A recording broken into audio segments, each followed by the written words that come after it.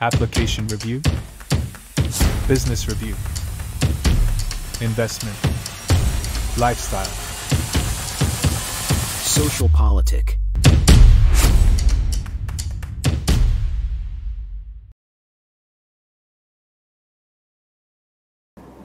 Halo Bapak Ibu, saudara-saudari sekalian, lovers and haters. Salam cerdas Indonesiaku. Jumpa lagi kita pada kesempatan kali ini.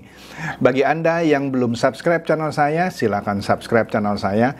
Tekan loncengnya agar Anda dapat notifikasi setiap kali saya mengupload video-video saya. Oke, kali ini saya akan menindaklanjuti konten saya yang kemarin mengenai Marwarar Sirait yang memilih ikut Jokowi, ya. Lalu dia keluar dari PDIP. Nah, apa dampaknya dari keluarnya yang orang lebih sering sebut arah Sirait ini? Nah, video saya ini akan membahasnya. Benarkah ini akan menjadi prahara di kandang banteng? Kita akan lihat. Tapi sebelum saya bahas itu, saya akan perlihatkan beberapa video dulu ya. 2 video di depan ya, dan 1 video terakhir mengenai mengapa orang sadar untuk tidak lagi memilih PDIP. Gitu ya. Nah, oke. Kita lihat dulu video pertama, di mana di sini nanti Anda lihat dah, tapi saya kasih summary-nya dulu ya, bocoran. Ibu Mega dengan antusias bilang, kita harus menang 1 putaran. Padahal dia bilang jangan percaya survei. Bagaimana bisa bilang kita harus menang 1 putaran tapi nggak percaya survei? Datanya dari mana? Dari dukun. Karena saya dengar-dengar ada kubu yang pakai dukun sekarang gitu ya. Karena elektabilitasnya turun terus ya. Nah, saya nggak tahu dan ya. Makanya saya bingung bisa bilang menang 1 putaran. Nah, tetapi di dalam kampanye-kampanye akbarnya Ganjar Mahfud, entah itu konser musik atau apapun, ketika yang melakukan kampanye itu bilang Ganjar Mahfud, masyarakatnya yang ada di situ bilang Prabowo sambil ngacungkan 2 jari. Kita lihat ini videonya benar-benar lucu. Yuk kita lihat nih videonya. Oke? Ntar lagi. Kita akan menang 1 putaran.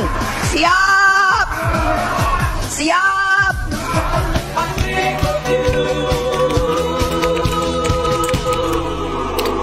Oh, yakin banget kalau itu. Kalau saya ada kandang banteng, yakin banget.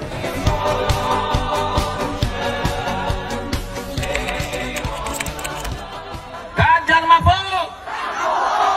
Ganjar Mahfud! Ganjar Mahfud!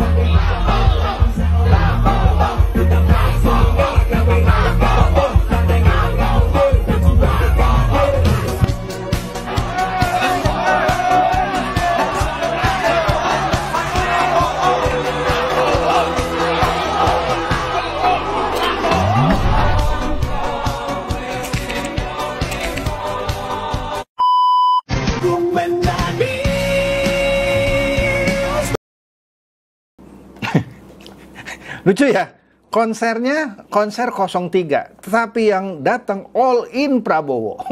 Anda nonton lagi videonya kalau penasaran ya.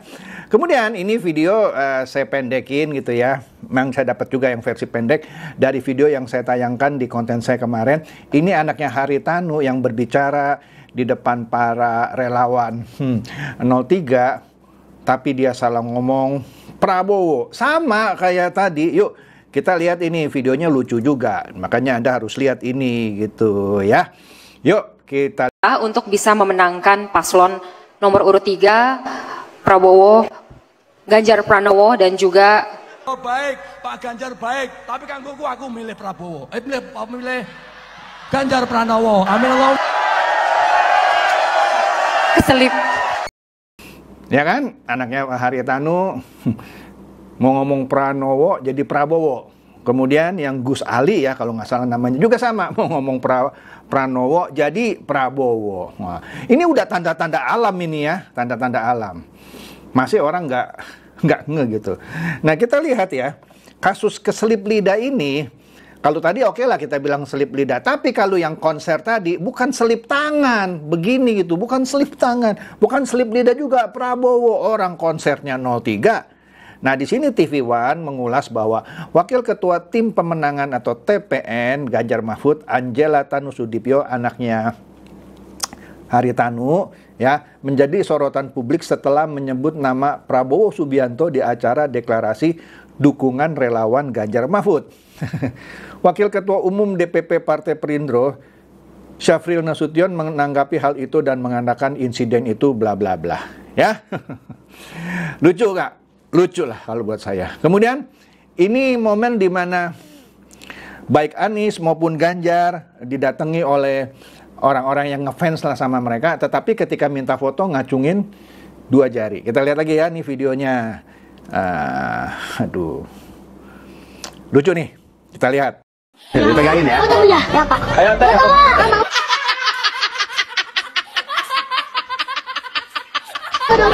Ini tahu siapa nggak nih? Siapa? Anies Baswedan. Di tanganmu lorongmu malah Tadi Pak Anies mau foto anak-anaknya ngacungin angka 2, jari 2 jari. Begitu juga Ganjar ya, ada ibu-ibu 2 minta foto ngacungin tangan 2 jari. Tanda alam ini, tanda alam. Oke, nah kita masuk nih ya, tadi itu intermezzo lah ya. Kita masuk mengenai berita yang saya buat videonya kemarin. Nah di sini Kompas di sini sengaja dibuat urutannya gitu ya. Ini diambil pada jam kapan gitu tertentu. 3 jam yang lalu ada berita di Kompas, Marwarar Sirait pamit dari PDIP, mengaku ikuti langkah Jokowi. 1 jam kemudian Hasto bantah kabar Marwarar Sirait hengkang dari PDIP. Artinya Marwarar Sirait ini atau Ara Sirait ini, waduh, orang penting dong, makanya harus dibantah gitu ya. Tapi akhirnya kemudian diakui bahwa betul Ara itu pamit. Tapi sebelumnya dibantah. Oke ya, lucu banget. Seakan-akan Hasto tidak mau mengakui ada eksodus gitu ya dari para elit politiknya PDIP. Sudah saya katakan di video saya yang kemarin, akan ada lagi minimum 1 orang politisi senior PDIP yang juga akan hengkang dalam waktu dekat. Kita tunggu. Oke, nah ini dia. Ada cuitan di Twitter, dia bilang begini, gue juga bilang apa, akar rumput kader PDIP yang nasionalis akan undur diri. Ya dong, PDIP kan nasionalis. Pemilih PDIP juga nasionalis. Pasti. Pemilih PDIP pasti bukan agamis, walaupun pemilihnya punya agama gitu ya, tapi bukan agamis. Dia milih PDIP karena nasionalis. Nah dikatakan di sini udah 2 kali bunuh diri itu partai katanya. Pertama, trik busukan, bukan belusukan ya, busukan dan serang Pak Jokowi. Iyalah, efek studi bilang apa? Iriana tuh istrinya Jokowi, mertuanya meninggal, dalam hal ini adalah ibunya Pak Jokowi, tidak dilayat. Waduh, kurang ajar bener. Dan masih banyak lagi lah bully-bulian terhadap Pak Jokowi ya. Saya nggak usah terangin lagi satu persatu ya. Kedua, ini dia nasionalis gabung dengan kadrun. Nah ini kata Velo ya, bego sih katanya. Oleh karena itu dia mengutip satu berita mengenai ratusan simpatisan Partai PDIP, bahkan kader yang anggota organisasi sayap Taruna Merah Putih itu ada 150 mengundurkan diri dari PDIP, keluar. Dia menyerahkan seragam PDIP ke kantor DPC Majalengka. Eksodus, ya. Oke. Nah, kemudian ada juga nih, cuman saya malas lah sebut siapa nih orangnya ya, tapi beritanya habiskan 2 miliar rupiah tapi tak dihargai Ganjar. Ketum relawan ini pindah dukungan ke Prabowo Gibran. Padahal orang ini sudah keluarin 2M loh. 2M. Nah, kalau PSI, Ade Armando yang nggak keluarin 2M, meskipun awalnya dukung Ganjar, dicuekin sama PDIP, malah dibully, ini udah keluarin 2M. Nggak dihargai. Ya sudah, dia pindah. Jelas ya. Saya juga kalau sebelumnya dukung Ganjar sudah keluarin 2 miliar tapi nggak dihargain, ya keluar saya. Nah, ini dia lagi berita yang membuat prahara lah menurut saya. Ini benar-benar. Karena kandang banteng, saya nggak tahu lah istilah dari mana. Setidaknya ada 2. Yang paling besar itu ada di Jawa Tengah, yang kedua ada di Bali. Ya. PDIP mati-matian mempertahankan harus menang di Jawa Tengah. Karena itu adalah kandang terbesarnya. Nah, di sini Partai Sosmed mencuit di Twitter, dia bilang begini, siapa yang panik kalau begini, katanya ya. Di Jateng yang kandang banteng saja elektabilitas 03 sudah hampir disalib oleh Prabowo Gibran. Jadi Ganjar Mahfud itu punya 2 problem. Secara nasional sudah disalib sama pasangan Anies Caimin. Makanya sekarang dia mau merapat. Maka tadi Faye bilang, nasionalis mau gabung dengan kadrun. Kan lucu, bego sih katanya kan gitu. Nah, ini di Jawa Tengah elektabilitasnya juga hampir disalib sama Prabowo Gibran. Ya. Ingat kata si Bambang Pacul, jika di Jateng ambruk, maka ambruklah suara Ganjar Mahfud secara nasional. Ntar saya kasih lihat statementnya Bambang Pacul.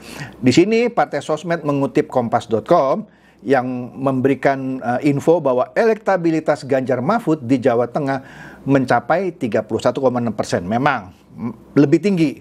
Sementara angka elektoral Prabowo Gibran sebesar 29,6%. Ya, cuma selisih 2%. Cuma selisih 2%. Tinggal sedikit lagi bisa sama bahkan melebihi.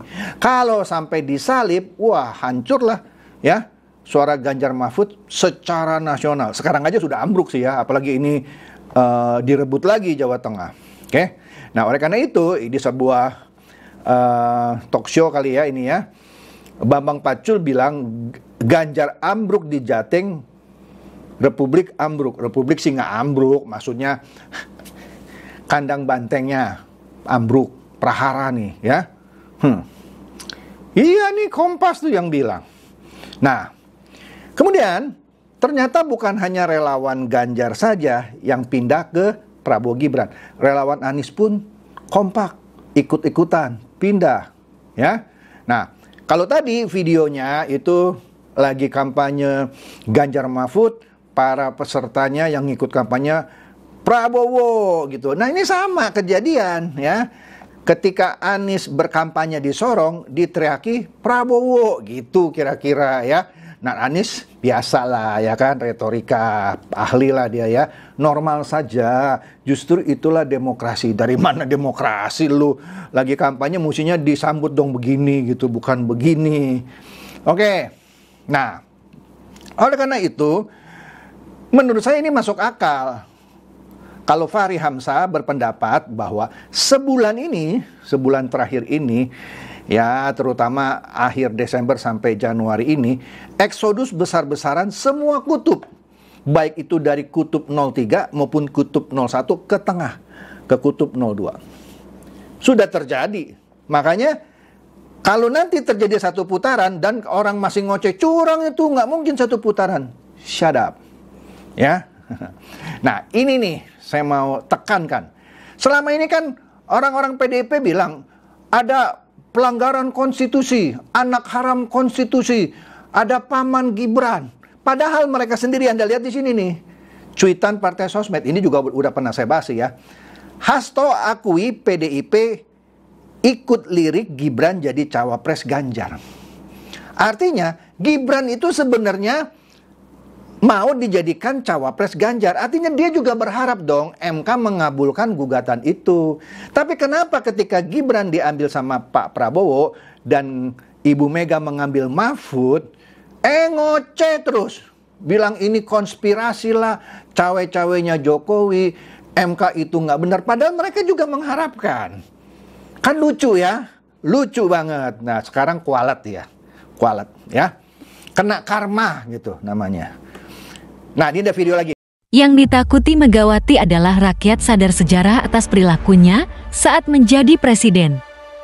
Gus Dur, dalam upaya mencopot Anda, siapa orang yang paling bertanggung jawab atas pencopotan tersebut menurut Anda? Dua. Siapa? Amin Rais dan Megawati. Mengapa? Hah? Tanya sana dong, gue tanya. Makar itu adalah Megawati Soekarno Putri. Megawati Soekarno Putri satu-satunya wakil presiden Republik Indonesia yang melakukan kudeta sipil terhadap almarhum Presiden Gus Dur. Ia menggulingkan kekuasaan dengan alasan yang dibuat-buat, padahal sudah jelas rakyat menginginkan Gus Dur memimpin bangsa Indonesia. Selama kepemimpinan Megawati, banyak kemunduran yang kita rasakan, seperti menjual perusahaan Indosat yang waktu itu sangat menguntungkan, melepaskan 3 pulau yang kita miliki yaitu Nipah, Sipadan, dan Ligitan yang sangat kaya dengan minyak mentah. Kemudian menjual murah gas alam blok tangguh di Papua Barat ke Cina yang menyebabkan negara rugi 500 triliun rupiah setiap tahunnya. Skandal besar Megawati lainnya yaitu menghapus hutang BLBI. Megawati bersama kabinet mengeluarkan surat keterangan lunas dari hutang yang dimiliki Syamsul Nursalim. Syamsul Nursalim sendiri adalah konglomerat Indonesia yang masuk 50 orang terkaya di Indonesia. Megawati layak dicatat dalam sejarah sebagai orang yang menjabat presiden tanpa dipilih, sehingga merugikan seluruh rakyat Indonesia. Saya cuman kasih lihat loh videonya ya. Anda simpulkan sendiri ya. Jadi kalau orang masih ada yang ngoceh-ngoceh, hati-hati, ada penculik. Malah mengutip ucapan seorang rohaniawan. Pemilu itu untuk mencegah yang terburuk berkuasa. Siapa yang terburuk? Siapa yang terburuk? Kalau Anda masih percaya, kan sudah saya sering bahaskan di video saya, bahwa Prabowo lah dalang tragedi Mei 98, misalnya pemerkosaan wanita-wanita Tionghoa. Nah, saya kebetulan orang Tionghoa kan ya. Anda tuh benar-benar dungu benar gitu ya. Saya malas gitu ya. Tapi ini saya harus ngomongin lagi. Saya sering kok diskusi sama teman saya, lu jangan sembarang ngomong. Lu bilang Prabowo dalangnya. Yuk tunggu sini, saya tinggal telepon. Saya ada teman lah di TKN ya, TKN Prabowo Gibran. Yuk tunggu sini, jangan kemana-mana, dalam waktu 30 menit. Ini orang TKN Prabowo Gibran datang. Kalau you tidak bisa mengeluarkan bukti bahwa Pak Prabowo adalah dalang misalnya yang menggerakkan para pemerkosa gitu ya. Kalau Anda nggak ada bukti, Anda siap-siap digugat perbuatan mencemarkan nama baik dan berani nggak? Kebanyakan pada diam. Loh, orang Komnas HAM aja bilang Pak Prabowo itu tidak tercatat sebagai pelanggar HAM. Kalau soal penculikan 9 aktivis itu sudah saya bahas juga ya. Itu sudah diakui dan dia menerima hukumannya. Bahkan separuh lebih dari yang 9 diculik itu jadi anggota Gerindra. Selebihnya sudah dikembalikan ke rumahnya atau dikembalikan ke Polda. Tidak ada yang hilang satupun. Nah, yang ada 13 lagi, misalnya Wiji Tukul, Dedi Hamdun, ya, itu sudah jelas, sudah dijelaskan bukan kerjaannya tim mawarnya Prabowo Subianto. Ya, tapi kan dia menculik Pak 9. Lu ngerti nggak sih ya? ABRI, sekarang kan namanya TNI. ABRI pada waktu itu boleh nangkap orang. Nah, Pak Prabowo kan ABRI, ya kan? Ya, dia dapat perintah lah, yang nggak usah dibilang lah dari siapa. Yang mana dia harus lakukan. Itu adalah prosedur di dalam suatu angkatan. Kalau dia menolak suatu perintah atau apa, ya dia melanggar SOP di kesatuan itu. Contoh deh ya, Sambo, dia memerintahkan anak buahnya, siapa itu? Barada E ya, kalau nggak salah ya, untuk menembak mati Barada J, Joshua. Pertanyaan saya, Barada E pembunuh bukan? Kalau dalam kasus itu orang bilang, dia membunuh, dia menembak. Tapi dia harus mengikuti perintah Sambo. Kalau nggak mungkin kali itu dia yang mati ditembak. Jadi Anda harus ngerti ya duduk persoalannya, jangan bilang bekas penculik. Udah deh, jadi bebek cerdas, jangan jadi bebek dungu terus. Oke? Itu aja dari saya ya. Jadi untuk penyeimbang gosip-gosip bahwa Pak Prabowo itu dalangnya kerusuhan Mei 98. Nah, makanya ditandingin nih sama video yang terakhir ini. Dan ini videonya bukan saya yang buat ya. Dan kebanyakan memang begitu, memang berita kok ya. Itu saja dari saya, semoga ini mencerdaskan dan mencerahkan Anda semua. Silakan share video saya ini kepada teman-teman, sahabat, atau kerabat supaya mereka lebih cerdas dan tercerahkan. Seperti biasa, terima kasih.